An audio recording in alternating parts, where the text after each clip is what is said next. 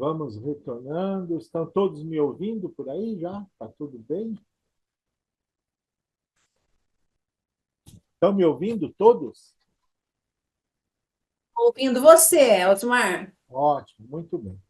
Eu Vamos começar então, faltam alguns segundos apenas. Assim que virar o relógio, eu começo. Vai ser bem inglês aqui. Pronto, bom. Pesados colegas, hoje eu, parafraseando uma grande amiga minha, é com o coração em júbilo que eu abro esta fase online do nosso primeiro Hipnomind Summit.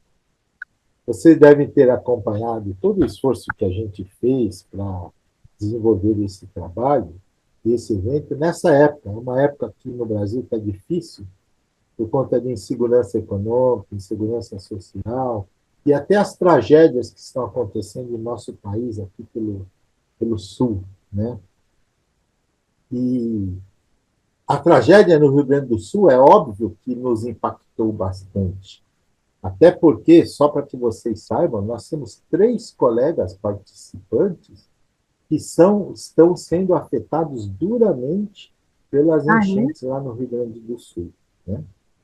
E esses colegas, apesar de tudo, tiveram a grandeza e sabe, a presteza de mandar os seus temas livres, apesar de todas as dificuldades que eles tiveram.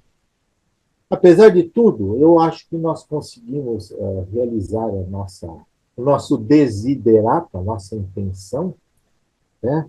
Trazendo um exército, um verdadeiro exército de professores, mestres e mentores, tá? Que farão, só para vocês terem uma ideia, 46 apresentações nesses dias. 46 apresentações desenhadas sobre as formas de lives, são 6 lives internacionais, sobre a parte de temas livres, que serão 18, 19 temas livres, e mais 20 apresentações presenciais, divididas entre mesas redondas e palestras. Ou seja, é um evento onde muitos costumam dizer tem mais professores do que público, mas a realidade é que todos os professores também são públicos, porque o grupo de estudos sempre se caracterizou por isso, por essa troca intensa de saberes e de informações entre as pessoas que, na realidade, são os mestres, os professores, né? São os mentores de muitos outros hipnólogos no nosso país. Então, eu gostaria de agradecer a presença de todos, sabendo que o número que aparecerá aqui na tela não será o número que verá realmente todas essas lives. Por quê? Porque essas lives serão vistas por muito mais pessoas, pelo fato de estarem sendo gravadas e disponibilizadas para todos que se inscreveram de alguma forma no Congresso. Né? A abertura desse congresso vai acontecer efetivamente no dia 31 de maio, que é no primeiro dia da fase presencial. Certo? E também lembro que no dia 29 de maio, que é o dia exato do nosso aniversário de 25 anos, né? E no dia 31 de maio, estaremos fazendo aquele jantar ou a pizza, o pessoal está se discutindo aí, Ah, eu se quero a vai ser pizza. no jantar ou a pizza, de comemoração aos 25 anos. Era a rotina nossa, todos que já participaram lembram, que a gente, depois de uma palestra, quando a gente fazia presencial no Unifesp, a gente saía e levava o professor para comer uma pizza.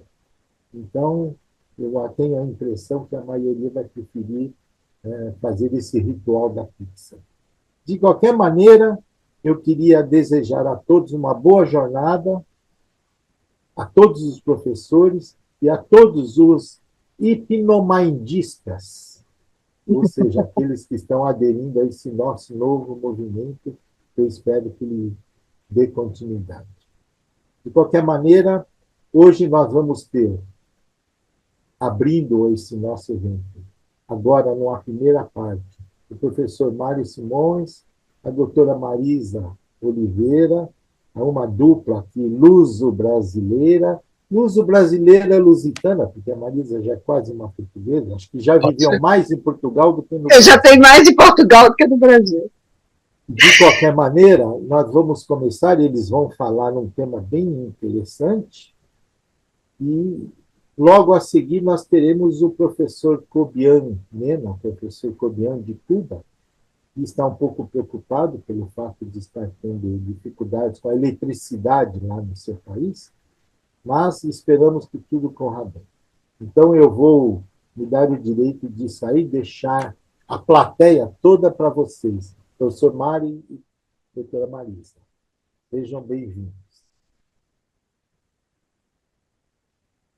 Bom, Osmar, muito obrigado pela honra que nos dá de nos ter feito este convite, pela honra de sermos as pessoas que inauguramos este Hipnomind portanto, Osmar, por tudo, porque é irmão, porque é amigo, porque é um homem apaixonado pela hipnose, muito grato. E já agora, Osmar, para ter a certeza que tudo corre bem, eu consultei a bola de cristal e estou a ver que este Hipnomind vai ser um super sucesso. Portanto, tranquilo, Osmar, tranquilo.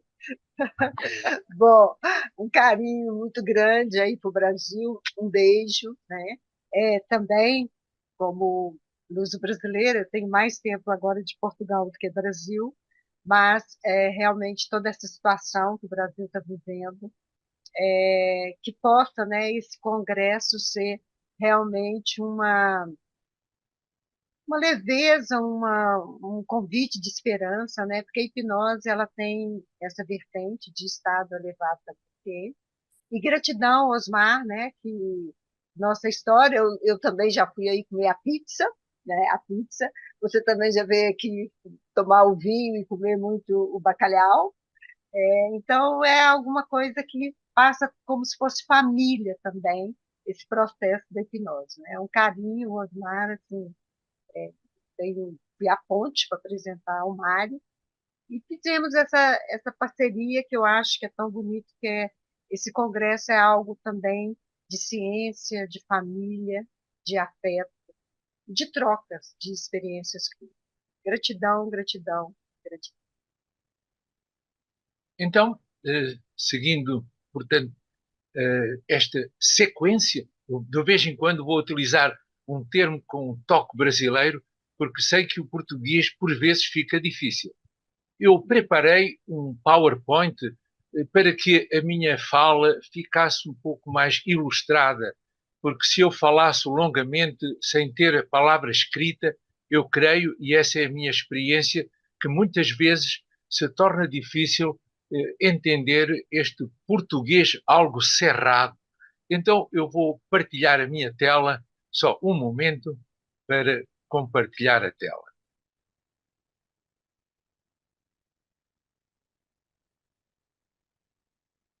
Ok, temos aqui tela para compartilhar. Então eu e a doutora Marisa, que gosta que lhe chamem habitualmente Mar Brisa, a brisa do mar, pensámos trazer aqui a nossa experiência clínica. E Mário, neste ainda não momento está compartilhando. Acho que não apareceu ainda a tela. ainda não apareceu. Não apareceu. Michel, dá uma ajuda aí. Deixa cá ver. Ainda não está feito, digamos, a partilha.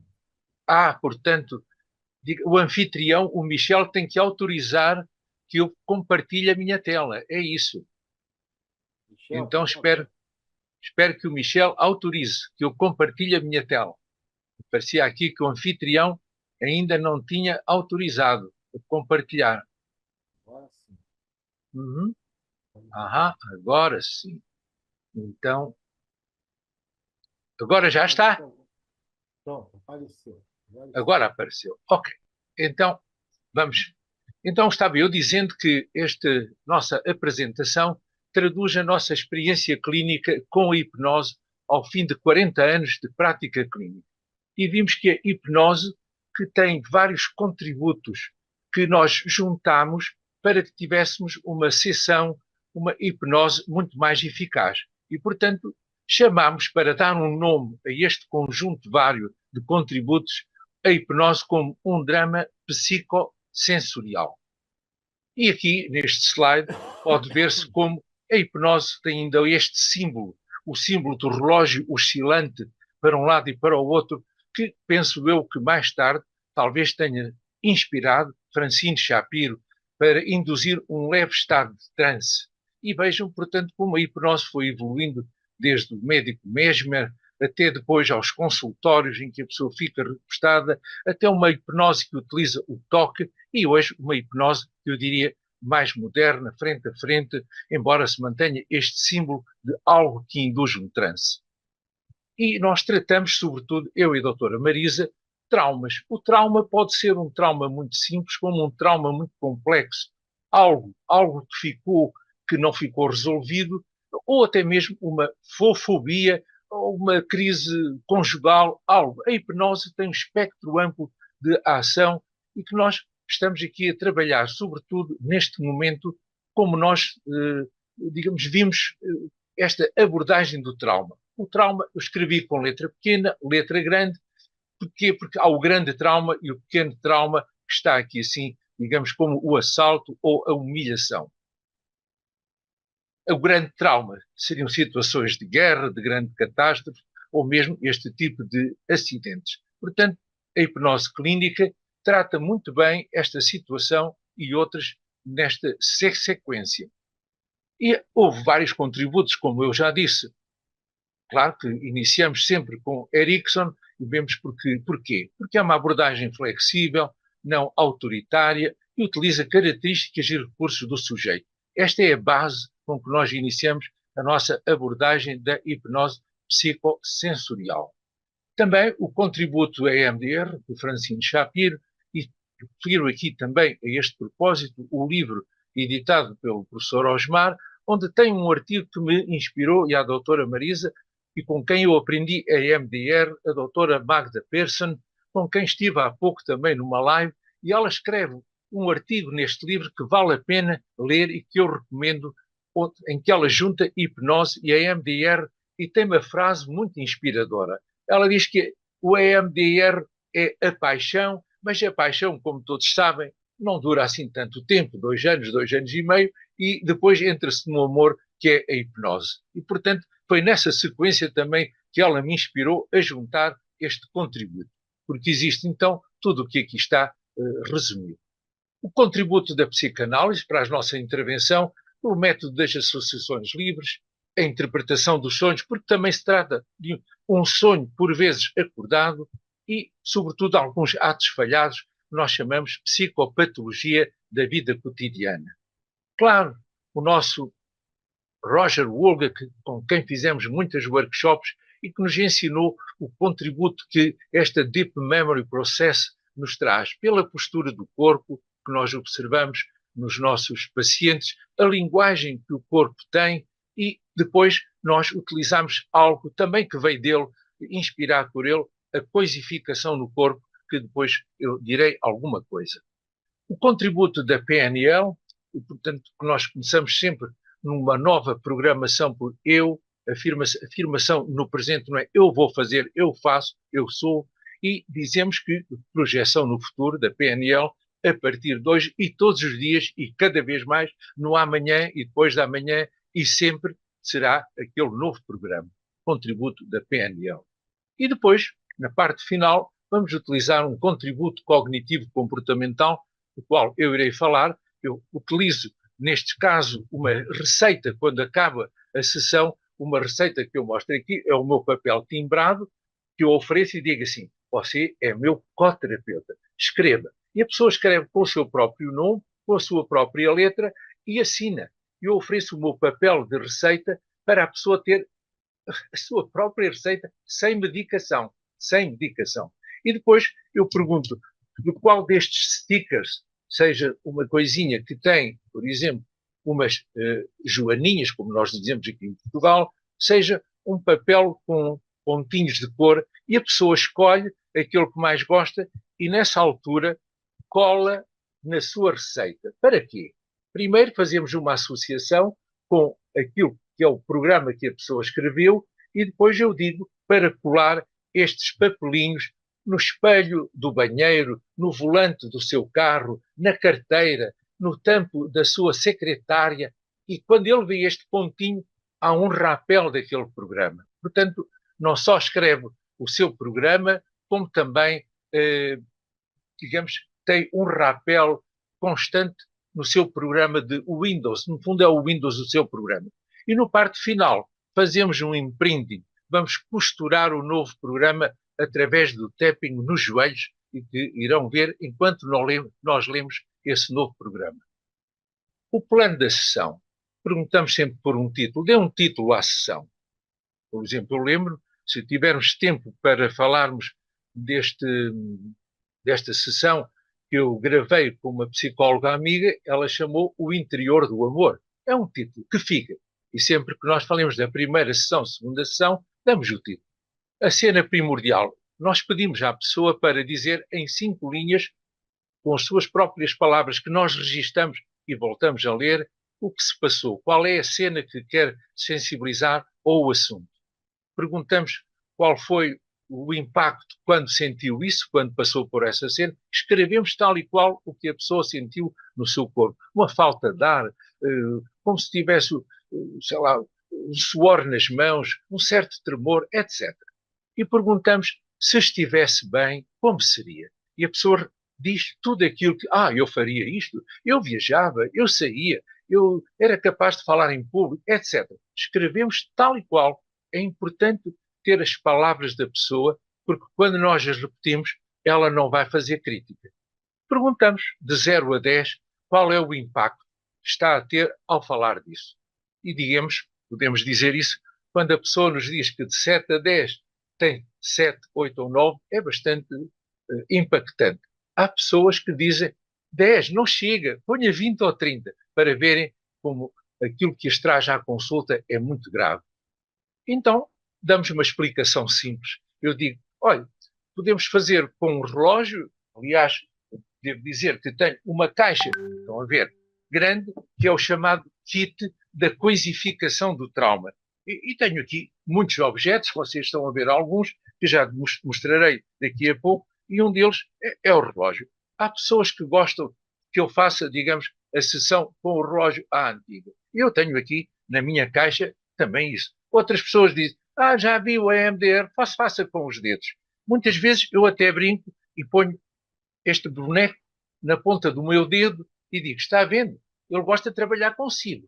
Então, olhe para o dedo mexendo. É um boneco. Portanto, para dizer que nós não podemos levar tudo muito a sério, e nesta caixa do trauma, portanto, da coisificação do trauma, que eu mostrarei em breve alguns desses instrumentos, nós vamos então expor as pessoas, depois de ter explicado que é o sol que vai tirando, passando-me atrás para a frente e que tira cor àquilo que é escuro, ao azul escuro, ao preto. Explico que estamos a tentar fazer um equilíbrio entre a emoção e a razão para ver se fica alinhado.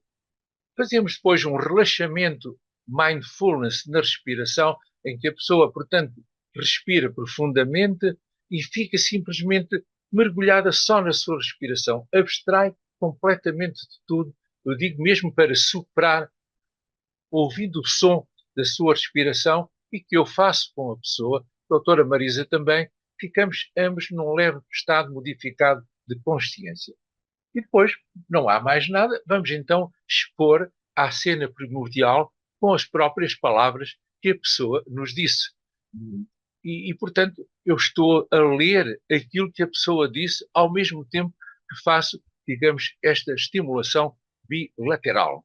E então a pessoa fica imersa tudo aquilo que ouve pelas suas próprias palavras, e que não é apenas uma recordação. E isto leva a que a pessoa tenha, digamos, muito mais emoções. E, portanto, nós vamos registando ao longo da sessão tudo aquilo que a pessoa vai dizendo. E se diz algo positivo, passamos a acrescentar naquilo que foi, digamos, a cena primordial. Vai esbatendo o valor da cena primordial.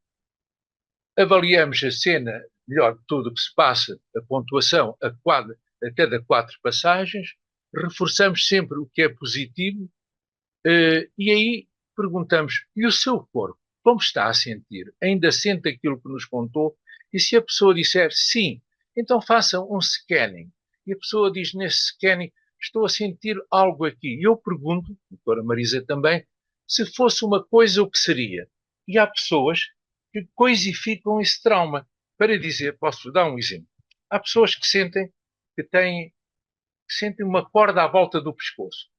E eu e a doutora Marisa coisificamos e colocamos mesmo a corda à volta do pescoço. Aí a pessoa que está naquele estado de consciência, ao sentir isto, meu Deus, vem toda a emoção. Ou quando a pessoa diz assim, eu tenho aqui como se fosse uma faca aqui assim. Tenho mesmo uma faca. Claro que encosto, uma faquinha, e a pessoa sente e pergunta à pessoa, então, o que quer fazer? Quer tirar? E nós deixamos a pessoa fazer força para tirar, nós deixamos ficar um pouco e dizemos à pessoa, jogue isso fora. É a libertação da coisificação do trauma. Por exemplo, pessoas que sentem, tenho uma pedra no coração, tenho uma pedra. E a pessoa diz, onde? Diga. Põe aqui, põe a mão por cima. E eu ponho a minha mão e pergunto, então, o que quer fazer com a pedra? Tenho de tirá-la. Eu digo, então tire. Não deixo tirar, ao princípio, a pessoa faz muita força e joga fora. Digo-vos, é a libertação depois da pessoa sair da coisificação. Tem um kit completo, é uma caixa com aquilo que vem à mente o mais frequente, que eu nem sei bem o que vem muitas vezes, então tenho uma caixa kit da coisificação muito grande. Ok, e aqui estamos nós, nesta parte da somatização, que limpamos e vamos depois perguntando, então, como se sente? Se a pessoa disser que tem 0 a 2, eu começo então, digamos, a instalar, a costurar o programa positivo que a pessoa fez. E eu digo 0 a 2 porque é excelente, é excelente. Eu digo, ainda bem, falta a prova da realidade. Então, vamos continuar na próxima sessão até chegar ao 0. Despertamos a pessoa ao seu ritmo, mandamos espreguiçar, mandamos escrever a receita, conforme eu vos mostrei. Eu ofereço uma linha de stickers para a pessoa colocar no espelho, na carteira, no volante do carro, etc. E acabo sempre com um abraço terapêutico. E vejam que eu coloco sempre a mão esquerda por cima. Porquê? Porque ao pormos o braço esquerdo por cima da outra pessoa, os corações ficam juntos e a pessoa, nunca tinha pensado nisso. Portanto, vejam como nós utilizamos uma quantidade de outros aspectos que estão um pouco ao lado da hipnose para aumentar, digamos, essa melhoria, sem dúvida que se verifica a curto prazo.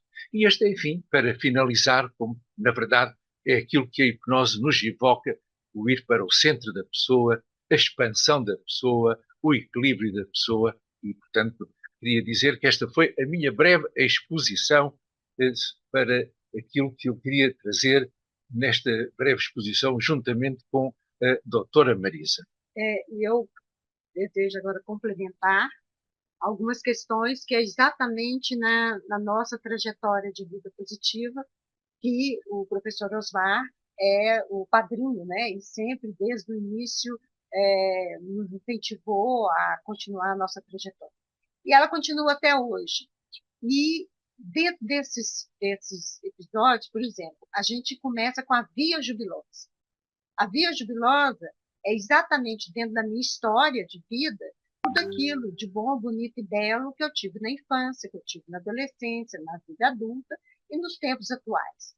Então, quando nós vamos fazer esse tapping positivo, o que acontece é que, de uns tempos para cá, a questão do corpo, nós vamos introjetar, nós vamos tatuar a via jubilosa no corpo da pessoa. Então, aquela história positiva, ela já não é só uma lembrança, ela está no corpo da pessoa.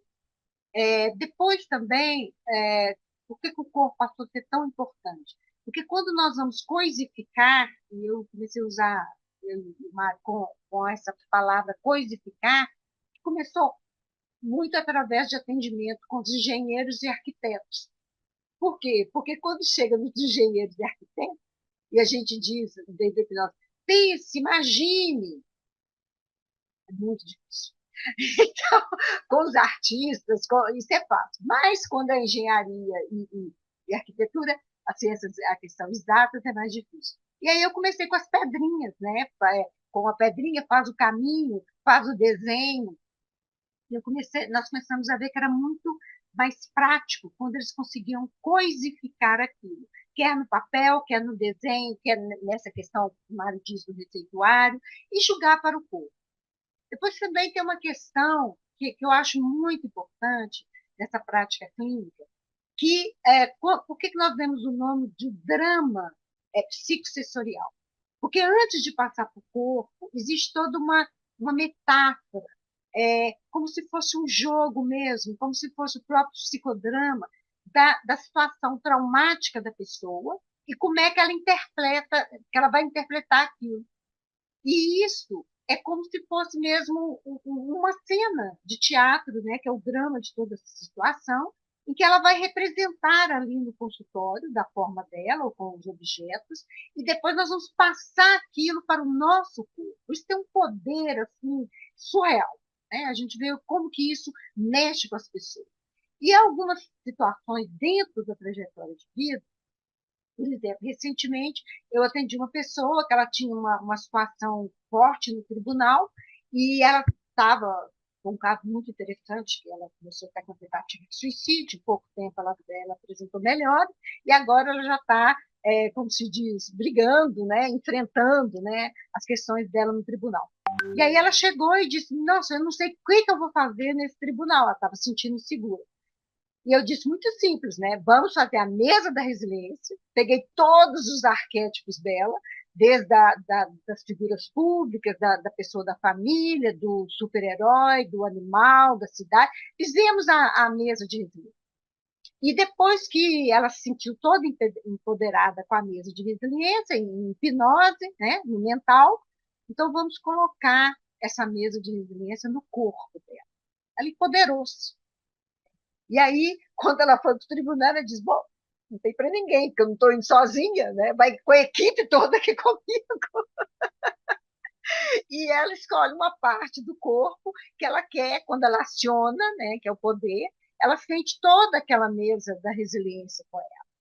Uma outra questão que é muito importante nisso também é que, na questão do perdão, né, antes de perdoar, isso é uma coisa muito interessante.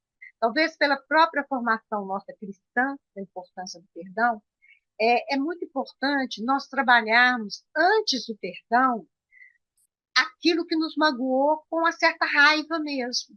Porque naquele momento a gente se sentiu prejudicado, a gente se sentiu agredido, e às vezes nós não tivemos oportunidade de atuar de forma ativa, tivemos que ficar passivamente. E aí o trauma se instalou. Então, às vezes eu vou falar assim, não, mas e a raiva que você tem disso, ou do que aconteceu? Não, não, não, eu já perdoei. Aí eu digo, não, não, isso aqui nós vamos ter que refazer isso. Nós vamos voltar para o Velho Testamento. O Velho Testamento era o quê? Olho por olho, dente por dente. Então, nós vamos criar uma metáfora no nosso inconsciente que você vai dar um castigo para essa pessoa para ficar quites. E é muito interessante, porque no início a pessoa tem maior resistência. Não, não, não, eu já perdoei, já perdoei. E aí eu vou, né, tentando, ela está em relaxamento. Bom, quando ela resolve castigar, meu Deus, eu não queria estar na pele daquela pessoa. Né? Os castigos são assim, desde os mais trágicos até os mais cômicos, né? Tipo assim, vai sair nu na rua, alguma coisa assim. E aí eu pergunto, né, novamente ao nosso corpo, aquela situação lá, né, onde ele sentiu aquela pedra, tal, se está tudo ok, né, quando a pessoa castiga, né? E aí a pessoa sente uma alívio e diz: agora a situação está aqui, podemos avançar. Então só lá na frente é que nós vamos trabalhar realmente o perdão. E acontece uma coisa muito interessante, porque a gente vai colocando toda a trajetória de vida positiva no corpo da pessoa. onde o paciente vai começar a perceber que o nosso corpo é um recurso terapêutico. Então, isso é maravilhoso, porque é através do corpo que eu posso criar âncoras para lidar com a minha ansiedade, com a minha depressão, e ter esse diálogo que às vezes não vem com palavras, mas vem com situações sinestésicas. O paciente começa depois a trocar aquela verbalização do pesadito, né, como o Mário diz, da coisa com medo, ansiedade, não luz, começa a usar palavras como leveza, tranquilidade, serenidade, borboleta, pássaros, e é como se uma brisa, eles usam recursos, tipo assim, aquilo que eles vivenciam dentro da consulta, eles levam para fora. Então, por exemplo, aquela sensação, às vezes eles falam, por exemplo, né? Eu estou aqui no banco e antes eu ficava ansioso de estar aqui na fila e tal, mas depois eu é como se toca uma parte do meu corpo e aí eu lembro daquela leveza, daquela brisa e penso, isso vai passar, isso vai passar. Então, eu acho que nós agregamos mais valor, né, dentro da hipnose, a trajetória de vida positiva, a psicologia positiva, e ligada ao corpo. Né? O corpo fala, que é a nossa quarta consulta, onde nós trabalhamos tanto os aspectos negativos quanto os positivos. E depois, nessa brincadeira, né, que acho que eu e Mara, a gente vê muito esse recurso terapêutico como um brincar, né, daí a gente ri muito, eu passei a usar outras técnicas também para casa para o paciente. Né? Os meus pacientes eles têm 2 cadernos. Né? Um que são para as coisas positivas, onde eu vou fazer o técnico do positivo, e outro folhas soltas, que são as coisas, os traumas. Né? E que aquilo nós vamos trabalhar cada situação, nós trabalhamos em torno de 4, 5, 6 sessões, e realmente aquilo fica arrumado. Depois aparece outro e a gente vai trabalhando. Mas o que passou a acontecer é que o para-casa que eu peço para o paciente fazer vem sempre com toque. Então, eu uso o FT, eu uso o chuveirinho, né? Aquela batidinha do chuveirinho, porque esse processo bem ritmado é como chuveiro mesmo. Né? E a própria situação, que parte do seu corpo você sente que tem o bem-estar e, às vezes, alguns pontos, né, da própria medicina chinesa, os pontos da EFT, da barra de acesso. Então, toda essa questão terapêutica que envolve o corpo, ela passa a ser muito bem-vinda como facilitador do processo da hipnose. Por quê? Porque, às vezes, se ficar muito no mental, as pessoas, às vezes, têm dificuldade em relaxar. E a respiração é um para casa, que eu começo com os números, né? Eu faço o número, inspira 4, segura 7 e solta pelo nariz 8. E depois eu coloco os mantras, né? Que pode ser paz, tranquilidade, de acordo com a situação do paciente. E é interessante porque ele passa a sentir o corpo como um recurso terapêutico. E eu sinto que isso validou mais a nossa trajetória de vida positiva, o nosso coach. E agora eu trabalho com o psicocoach, né? É psicoterapia e coach. Uma associação que hoje, enfim, serve a toda a gente. Muita gente está a fazer coaching, nem são psicólogos, não têm um treino, enfim, como nós tivemos, e então é possível, talvez numa workshop de fim de semana, dar algumas ideias de como poderiam fazer isso melhor.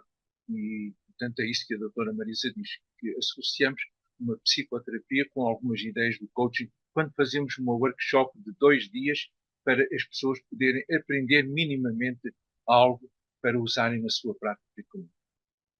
E queria também falar uma coisa dentro dessa prática clínica nossa, que, principalmente aqui na Europa, né, é muito comum a pessoa ser ateu, né?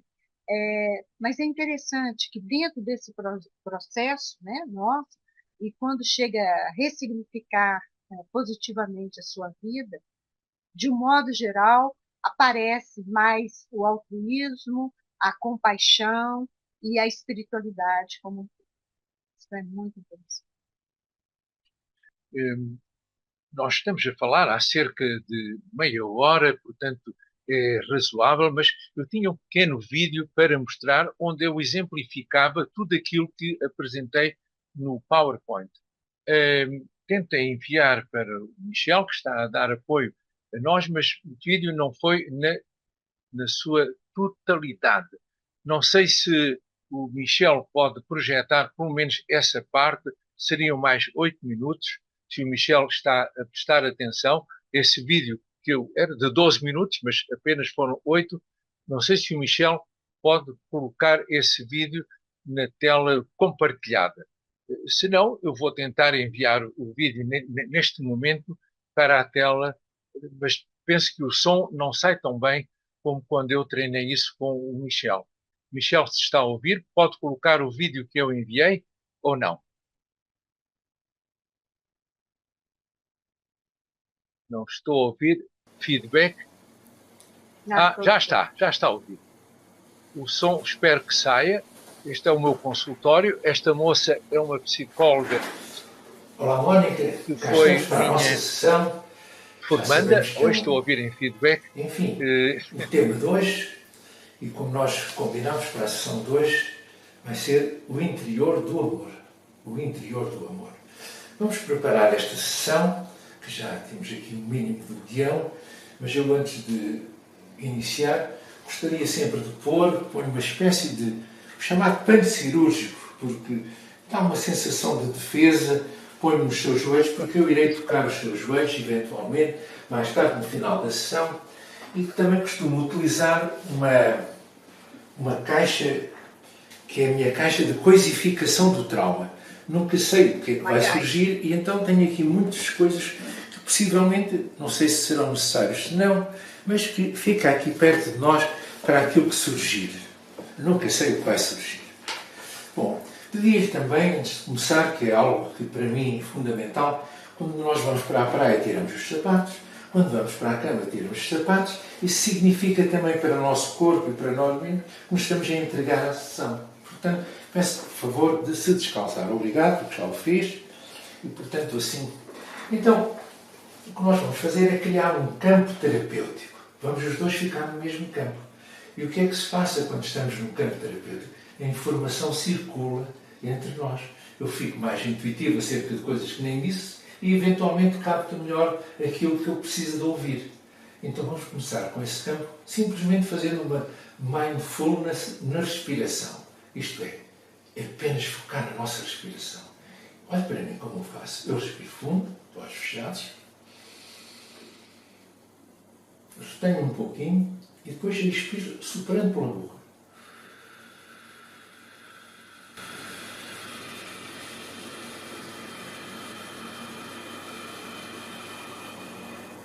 E faço um bocadinho de barulho, porquê? Porque eu assim tenho uma imersão na minha respiração. Não só eu penso para mim mesmo, inspiro, retenho e expiro, como estou a ouvir. Então, na minha cabeça, fica apenas só a respiração. Mais nada, não há mais nada. E como... Uma breve explicação. Isto vamos fazer com os olhos, pode ser feito com um relógio. Se calhar já viu algum videozinho onde se via a hipnose antiga que era feita com o relógio. Às vezes o relógio não fica assim tão certo, porque, enfim, é uma improvisação, mas lembre-se que já viu alguns vídeos onde as pessoas, sobretudo Freud, tentava assim hipnotizar as pessoas e são os olhos é que mexem. Exatamente, não é a cabeça, são os olhos. Bom, mas isto às vezes, assim, para não ter um objeto, eu vou utilizar os meus dedos. É a mesma coisa em termos pragmáticos para aquilo que nós pretendemos. E, na verdade, quando nós estamos a fazer este movimento, a explicação por trás, muito simples, é estamos a tentar fazer um balanço entre o racional e o emocional. A ver se a balança fica assim. Portanto, racional, emocional, a ver se há um equilíbrio. Não é? Também podemos dar um outro exemplo, como eu costumo dizer, é o sol a passar, muitas vezes, para trás, para a frente. E quando temos uma mágoa, uma coisa escura, nós pomos ao sol e aquilo perde cor. Então vamos fazer assim, 6 passagens, 7 passagens ao sol para perder a cor. É o exemplo, é a melhor explicação que eu posso dar sem entrar em grandes digamos, e profundas filosofias. Então, nós já preparamos a sessão, o guião. Vamos voltar a viver a cena enquanto vai fazer este movimento. Então, aquilo que me marcou foi com uma pessoa. O medo. O medo que eu tinha de não conseguir ter prazer com essa pessoa. Era tão frustrante a pessoa. Mas já tinha sucedido com outras. Eu não conseguia ter prazer e era frustrante.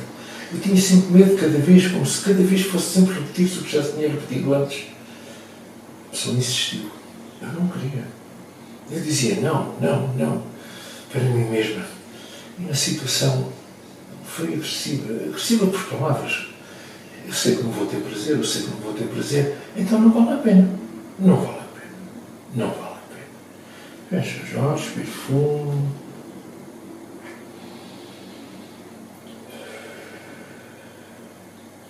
Está a vir à mente uma frase, uma cena, uma sensação no corpo.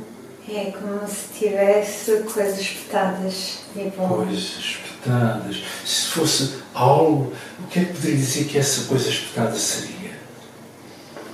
Uma coisa pontiaguda, como se fosse uma faca, uma navalha, E tem coisas espetadas em parte do corpo. Tenho 2 nas costas. Sim. E tenho aqui algumas. Eu vou levantar, vou ficar ao seu lado e vou-lhe pedir para pôr o dedo no sítio onde sendo essas facas espetadas. Aí. Eu vou aqui neste sítio, aqui mesmo neste sítio. Neste sítio. Está a sentir como se fosse a mesma faca está aqui. Então o que lhe apetece fazer?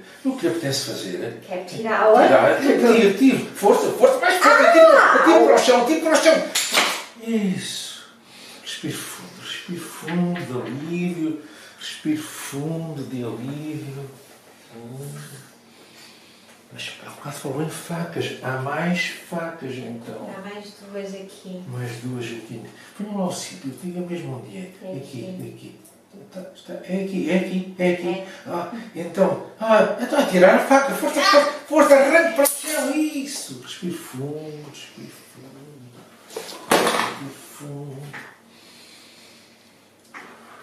Ainda mais outra que há bocado apontou. É aqui. Aqui assim. É aqui neste sítio. É aqui. Arrancá-la também. Força, mas como é que força? Tirar para o chão. Força. Isso. Respire fundo. Passe com a sua mão no peito e tente perceber se há ainda mais que tenha a ser retirado, se ficou algum mal-estar no sítio onde tinha a faca. Ficou aqui uma ferida. Uma ferida. Isso. Então passe com a sua mão direita. Pode fazer mesmo assim, esfregar as suas mãos uma na outra, esfregue, até sentir calor, sentir uma energia curativa entre as mãos e depois faça como se fosse reiki assim mesmo, com o calor da sua mão, a palma da sua mão, ponha no sítio da ferida. Exatamente, mesmo assim. Isso. E sinta como os bordos da ferida estão a fechar. E fica assim uma pequena cicatriz muito leve, mas muito bonita. Muito leve, curada. Parece uma onda do mar. Está a parecer como se fosse agora uma onda do mar. Bonito. Passe com a sua mão pelo peito a ver se há mais alguma coisa que sinta que é estranho ao seu corpo no peito. E nas costas? Nas costas tenho 2. Tenho 2. Aponta lá o sítio. É uma de cada lado. Uma de cada lado ao longo da coluna. É aqui? Mais em cima.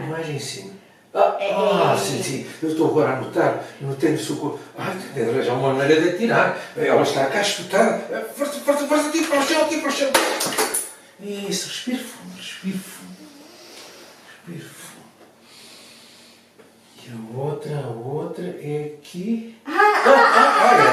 acertei. Tira, tu para o chão, força. Falas? Respire fundo. Ponha lá a sua mão atrás.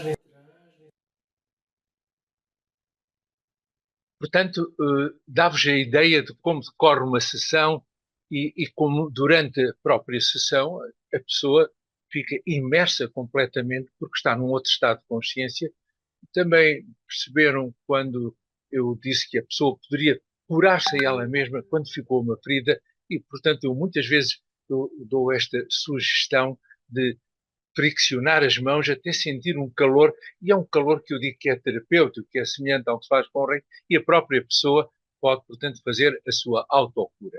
E, portanto, houve outras cenas semelhantes a esta, com outros aspectos, e que na parte final nós fomos fazendo esta pontuação e chegámos a 0,2 e aí eu pego naquele papel onde eu tinha tudo aquilo que era o novo programa e faço um tapping, portanto, batendo nos joelhos da própria pessoa ao mesmo tempo que falo. Isso é conhecido da própria hipnose. Quando eu quero deixar um signo, sinal, eu digo à pessoa, tocando no ombro, sempre que eu toco no seu ombro e diga, feche os olhos, relaxe o corpo e durma, vai entrar num sono mais profundo que este. Portanto, o toque e ao mesmo tempo a palavra e a palavra dita pela própria pessoa deixa realmente um signo, sinal que permanece até à próxima sessão. Portanto, isto foi um pequeno exemplo de que eu e a doutora Marisa trabalhamos.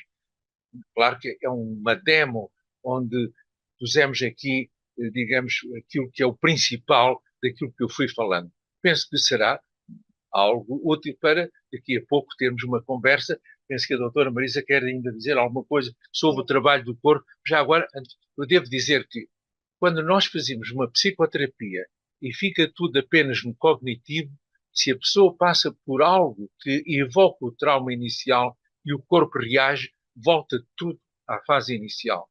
Daí que é importante limpar, tratar até à exaustão, até a própria pessoa dizendo, não tenho nada que não me pertença, nada que seja estranho ao meu corpo. E quando diz isso, então eu digo, ok, a parte do corpo, a memória do corpo está tratada. Para mim, isto é muito importante. E muitos psicólogos e psiquiatras esquecem esta parte que é atribuída, digamos, ao corpo, a linguagem que o corpo tem. Complementando, né, o que já foi dito, eu acho muito interessante também nesses objetos, né, quando o paciente, por exemplo, quando é a questão de uma faca ou uma pedra, e aí às vezes eu digo para ele, ok, nós temos que destruir isso. E aí, como que nós vamos destruir? E aí é interessante, por exemplo, quando é a faca, que tem um aço, então ele leva para essas coisas aí de siderúrgicas, né? Aquelas situações do alto forno, e aí ele vai vendo aquele aço, né? Aquela faca ali, sendo destruído mesmo, né? Vira um gel e depois, às vezes, faz até um ritual. É interessante que, às vezes, chama os amigos, leva para a floresta, aquele gel ainda enterra, coloca na terra, para a própria terra, com o tempo, é, absorver tudo aquilo e ressignificar. Às vezes, também, alguma situação também da pedra, né?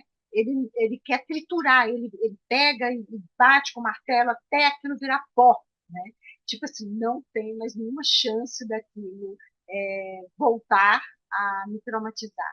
E quando eu começo a colocar a via jubilosa, e eu faço geralmente na perna, também faço aqui, na região do peito, nos ombros, e também no chuveirinho. Então, eu vou pegando várias cenas e vou ancorando. E aí eu não paro por aí, né? Então, essa sensação que ele falou para mim, que é de leveza, bem-estar, serenidade, eu vou colocando na perna, nessa região do peito, no ombro, na cabeça, e depois eu coloco para os órgãos internos, né? Então, o seu cérebro está recebendo leveza, todo o seu aparelho digestivo, seu aparelho reprodutor, aí vou para todos os órgãos. Depois eu faço uma coisa que isso mexe muito com as pessoas. Eu digo assim, veias e artérias estão circulando leveza, bem-estar, paz. Cada célula do seu corpo recebe um quanto dessa leveza, desse bem-estar, dessa serenidade. As palavras que ele colocou de bem-estar. E depois eu coloco que até os filamentos do DNA dele estão sendo ressignificados com essa situação. E a seguir, eu, dentro da pessoa de hipnose, levo a pessoa para o futuro para que possa ver essa sensação.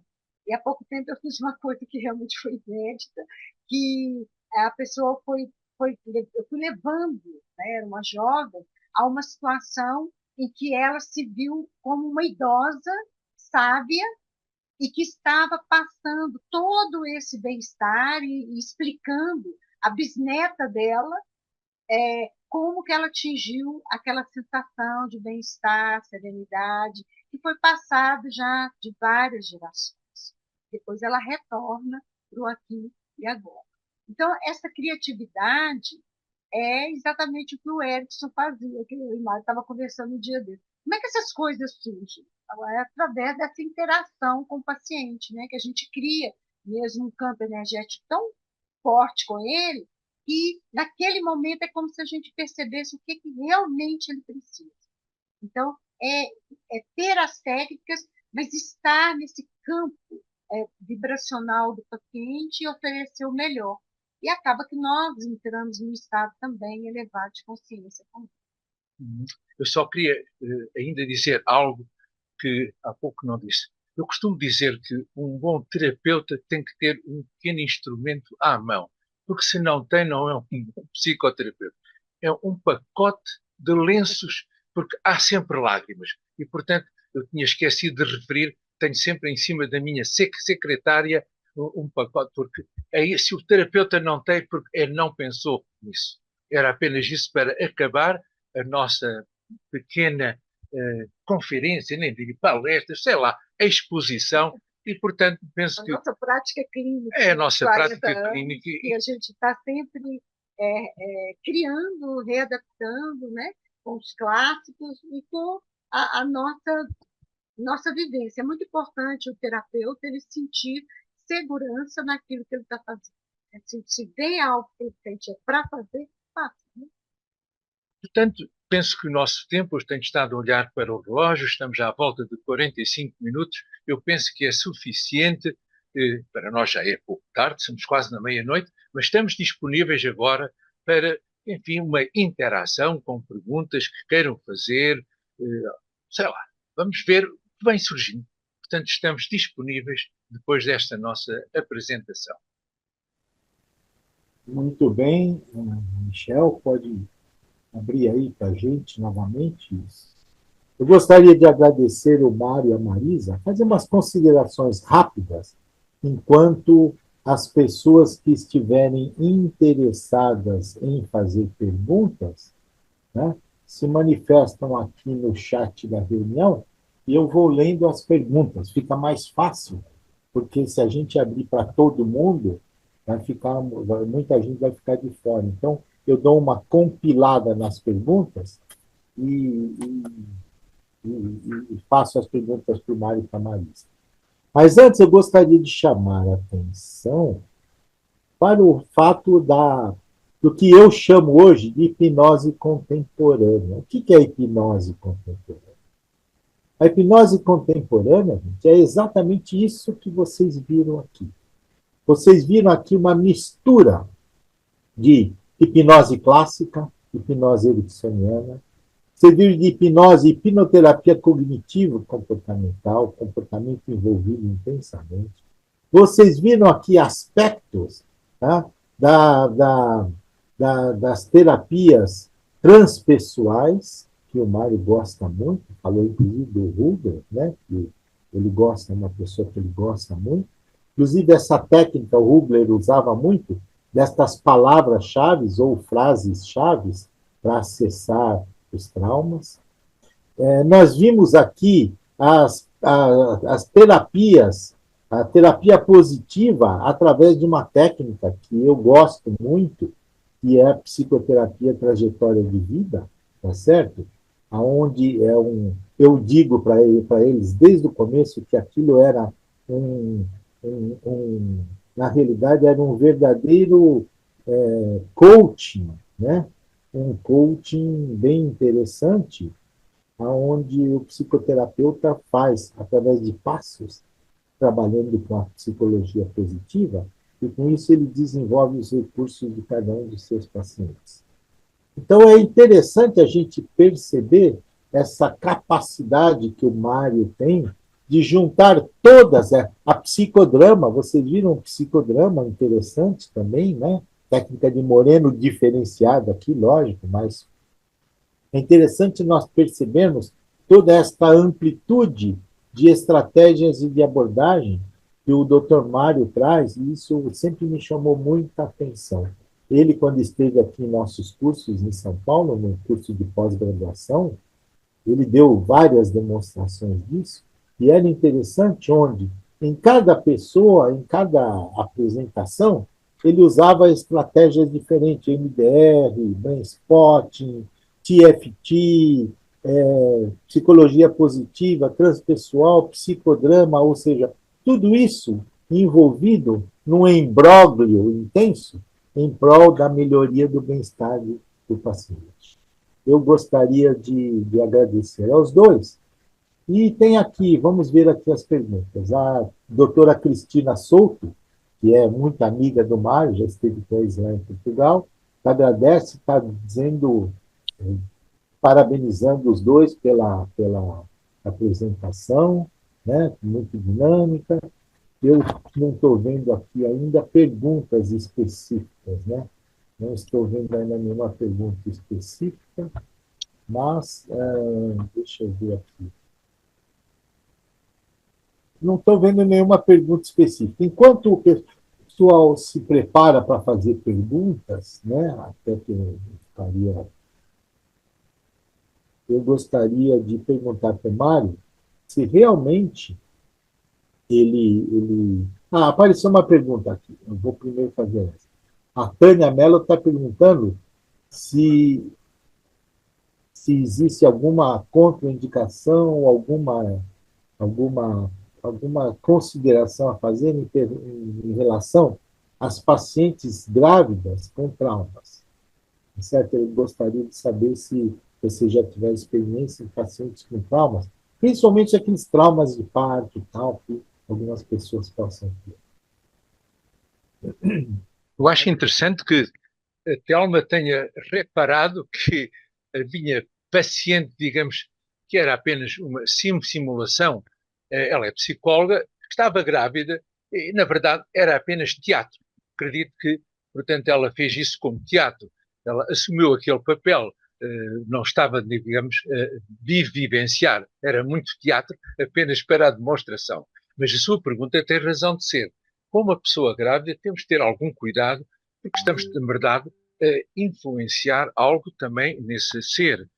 Eu fiz uns estudos há bastante tempo sobre traumas e, portanto, o que é que se passava de um ponto de vista endócrino em pessoas que estavam a revivenciar o trauma, e nós estudámos, do ponto de vista hormonal, o que se passava com, por exemplo, o cortisol, com a hormona da prolactina e também a hormona do crescimento, que está ligada às emoções. O que nós vimos é que quando as pessoas revivenciavam traumas dos quais não tinham saída, era um beco sem saída, era uma situação de humilhação, mas não podiam reagir, a prolactina subia bastante e depois, só quando a sessão acabava, quando nós dizíamos acabou, é que baixava.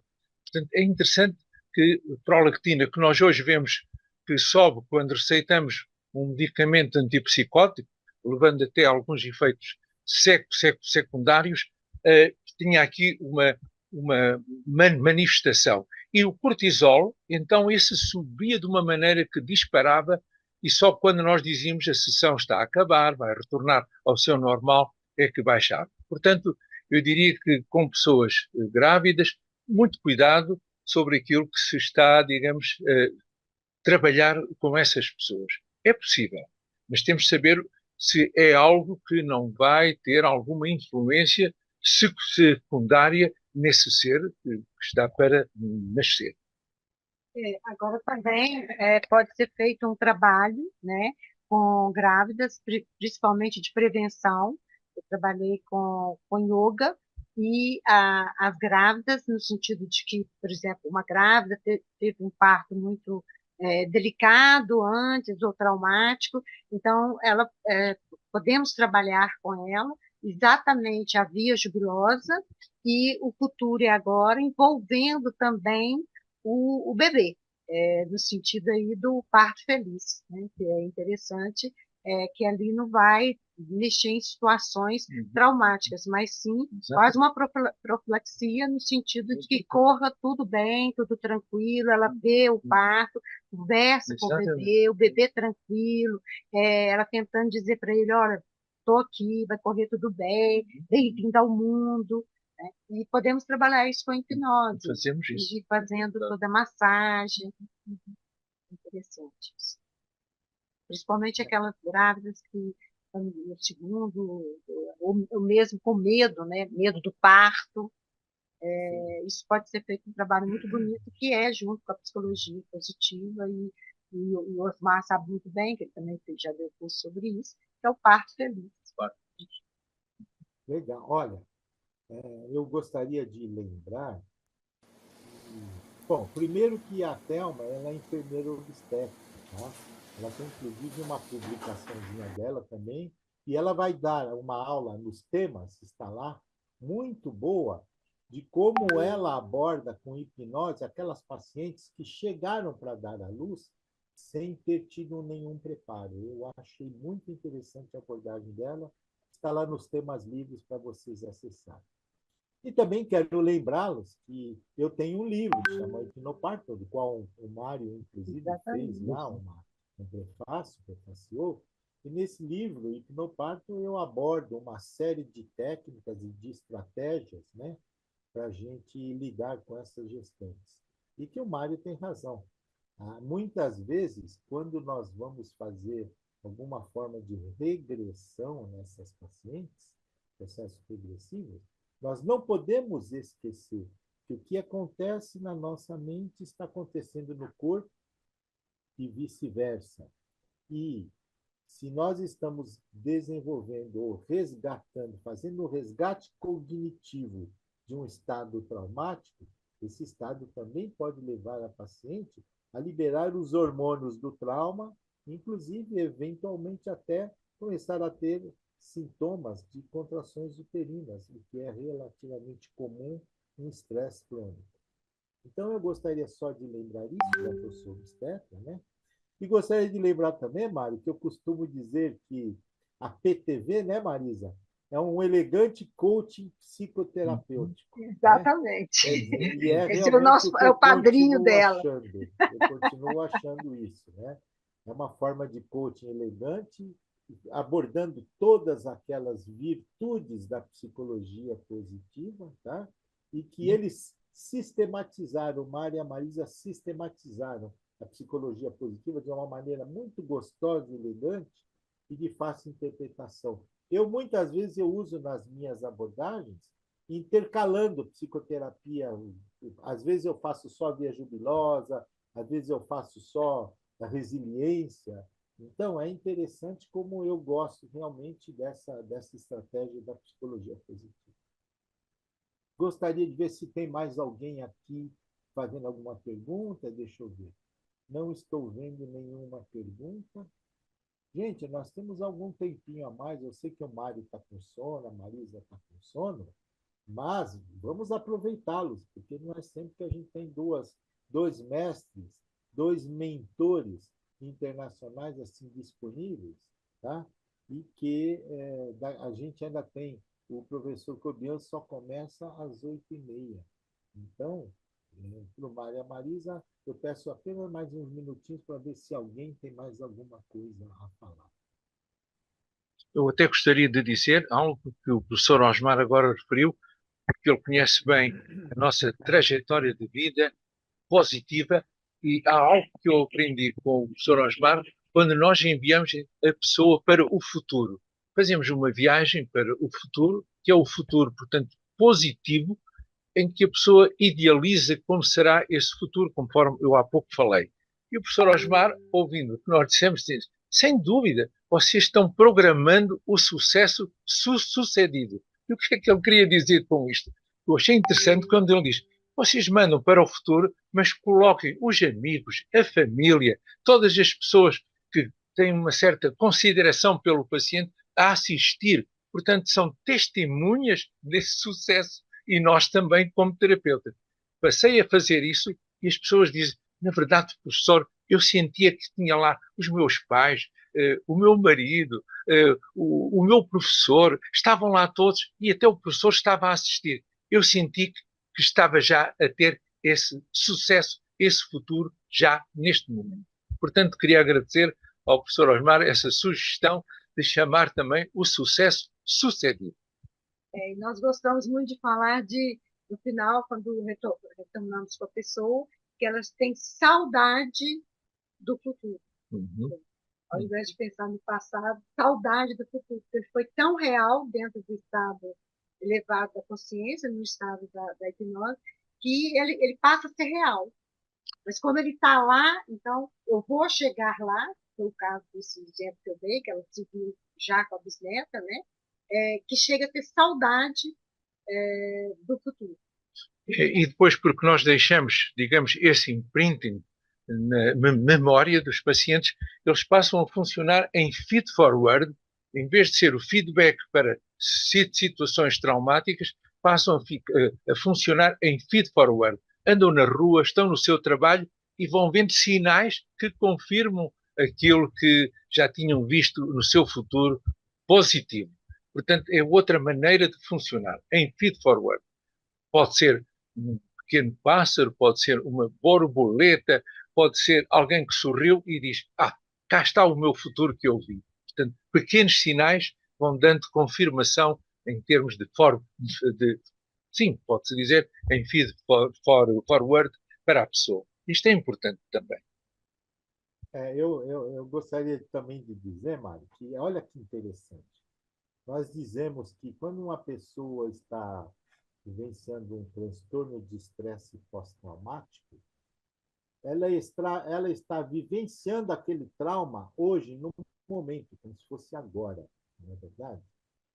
E o que a Marisa acabou de dizer, quando a pessoa está vivenciando um sucesso sucedido, ela está vivenciando o futuro agora. Então, veja bem, a fenomenologia é a mesma. Fica mais fácil para as pessoas aceitarem a ideia de que o sucesso sucedido é realmente terapêutico. Pois nós temos na prática, se um trauma a gente vivencia agora, se nós conseguirmos fixar a experiência do futuro agora, nós temos o mesmo mecanismo. E eu acho que isso é que valida toda esta nossa prática, né? Eu gostaria de agradecer. Fala, Marisa. Eu só queria colocar, isso que você está dizendo é algo que eu falo com os pacientes, e isso também os motiva muito para a mudança, né? Quando Freud dizia que a psicopatologia é passada até a terceira geração, eu digo o seguinte, a felicidade é passada também até a terceira geração. E a pessoa tomando a atitude de mudar, de mudar o paradigma dela, né, para o bem-estar, para a felicidade, com uma estrutura mais saudável, trabalhando ela, significa que isso está sendo passado para o filho, para o neto, que são as 3 gerações. E há casos fantásticos de pacientes que mudaram mesmo o paradigma deles, porque eles falam que é essa herança que eles querem deixar para o futuro. Né? Que é através deles, e rompendo um pouco com o passado. Marisa, isso é tão forte e é tão verdade, você falou, que existe um trabalho muito antigo em obstetrícia. Olha, eu vi esse trabalho há mais de 40 anos atrás, tá? Sobre o que nós chamamos de programação fetal. Esse trabalho foi feito na Inglaterra onde algumas mães que tinham hipertensão crônica e tal, tinham fetos que nasciam pequenos para a idade, aquelas restrições de crescimento daqueles fetos pequenininhos, e esses fetos pequenininhos que passavam por um regime de desnutrição intraútero, eles desenvolviam estratégias biológicas de serem econômicos. Ou seja, no futuro, quando esses fetos nasciam, eles seriam os futuros obesos, hipertensos e diabéticos. Esse trabalho foi feito na Inglaterra há mais de 40 anos atrás. Isso chamava-se programação fetal. E hoje, baseado nisso que você falou, nós podemos entender que o bem-estar mental e de saúde da gestante também vai fazer uma certa programação no seu feto que está se desenvolvendo lá dentro da sua intimidade, no seu leito uterino. Eu acho realmente que tem muita coisa que a gente precisa estudar por aí ainda. Isso é muito bonito. E eu espero que a Thelma, que é uma enfermeira que trabalha muito com isso, possa continuar nessa linha que é bem interessante. Bom, pessoal, são 8h10 para nós, meia-noite e 10 para o Mário e para a Marisa. Eu gostaria de agradecer a participação deles, dizer que, como sempre, eles são brilhantes. Além de amigos, eles são excelentes professores, excelentes mentores. O Mário é um dos meus mentores também, ele sabe disso. É uma pessoa que eu gosto muito. Tá certo? Aprendi muita coisa com a Marisa na psicologia positiva. Ou seja, todos nós nos ensinamos, a gente troca informações. Isso que é legal, né? Por isso que eu falo que é uma ciência e família, cheia de afeto. É afeto e ciência afetiva. Então, eu gostaria, como não tem perguntas, eu não sei se a plateia está meio intimidada ainda, mas eu gostaria de agradecer o Mário, agradecer a Marisa, agradecer a todos que aqui estiveram até agora, o Dr. Charovski, que deve estar morrendo de sono lá, mas está firmão assistindo isso, e gostaria de dizer a vocês que nós vamos dar uma pausinha de uns 20 minutinhos, e daqui uns 20 minutos, exatamente às 8h30, o professor Cobian estará se apresentando diretamente de Cuba. E convido a todos para permanecerem para essa segunda fase da nossa palestra online de hoje. Mari e Marisa, um grande abraço para vocês. Grande abraço. Muito obrigado. Espero revê-los em breve. Um beijo. Deus quiser. Se Deus quiser. Um beijo aí no Brasil. Beijo. Gratidão. Michel, agora está com você. É boa. Musiquinha boa.